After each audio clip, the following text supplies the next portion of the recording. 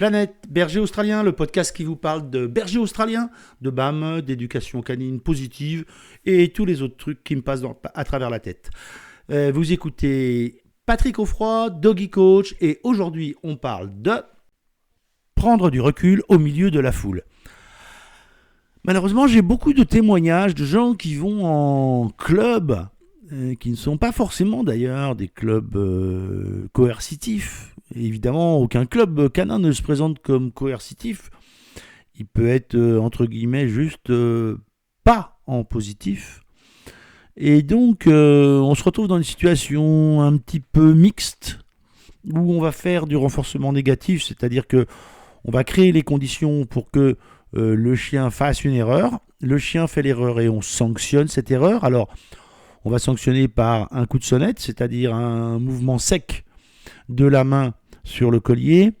On va, dès qu'il va commencer à bouger un petit peu trop, l'attraper par le collier et j'ai envie de dire, pour des gens sans violence, le mettre au sol pour lui expliquer que c'est pas lui qui doit régler ça et qui doit pas prendre l'initiative ou ce genre d'initiative. Et à un autre moment, on va récompenser le chien avec peut-être même une récompense alimentaire. On dira toujours qu'il faut récompenser à chaque fois qu'on sort du terrain, comme si le chien avait complètement oublié tout ce qui s'était passé à l'intérieur du terrain et que une fois qu'il était sorti, comme il avait une récompense alimentaire ou un jeu avec la balle, il allait associer la présence de ce terrain avec quelque chose de positif. On est dans ces méthodes un peu entre deux, c'est-à-dire ce que j'appelle les tradibonbons, c'est-à-dire c'est du traditionnel, avec des petites friandises qu'on donne de temps en temps. Le tout pas très cohérent, parce que dans la tête du chien, tout ça finalement devient extrêmement confus.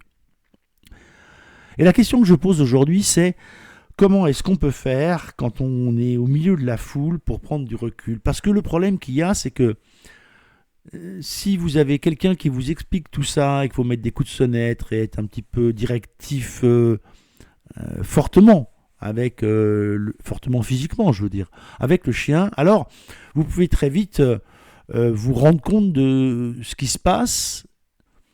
Mais le problème, c'est que quand on est dans un club canin, on n'est pas que dans un groupe canin, on est aussi dans un groupe d'humains. Et si vous êtes 7 ou 8 sur le terrain, et parfois même plus nombreux, et que tout le monde autour de vous trouve ça normal, que ça se passe comme ça, alors vous êtes dans une situation ambiguë. Est-ce que vous avez l'impression que ce que vous êtes en train d'apprendre au chien, et surtout la façon dont vous êtes en train d'apprendre au chien, correspond à vos valeurs? Il y a plein de vidéos sur la chaîne YouTube Planète Berger Australien sur le tuto des signaux, voir les signaux où le chien n'est pas à l'aise, le chien n'est pas bien, le chien est en train de nous dire quelque chose. Si vous observez ces signaux, vous allez pouvoir vous rendre compte de l'état émotionnel instantané du chien. Et si vous avez le sentiment qu'à ce moment-là, le chien n'est pas bien, l'éducation canine, ça doit être épanouissant, ça ne doit pas être contraignant. Et donc, si vous avez l'impression que votre chien est contraint, même si autour de vous, les gens n'ont pas la même lecture du chien, les gens n'ont pas la même connaissance du chien, ils n'écoutent pas forcément tous le podcast Planète Berger Australien. Et ouais, il y en a. Tous ces gens ne doivent pas vous influencer. Vous êtes le propriétaire de ce chien. Vous êtes le référent. Vous êtes celui qui décide ce qui est bon ou pas pour votre chien. Et personne d'autre, et sûrement pas moi, ne doit vous dire ce qui est bon pour votre chien. C'est votre chien, c'est votre responsabilité, et vous devez prendre en compte ses besoins à lui, et ses besoins à lui doivent être adaptés à vos impératifs à vous, certes, mais de quels moyens, quelle méthode je mets en place pour apprendre quelque chose à mon chien. L'environnement, le groupe, tous ces gens qui sont autour de vous n'ont pas d'importance. Ce qui compte, c'est la relation que vous avez avec votre chien. Le reste n'a pas d'importance. La pression du groupe ne doit pas vous atteindre.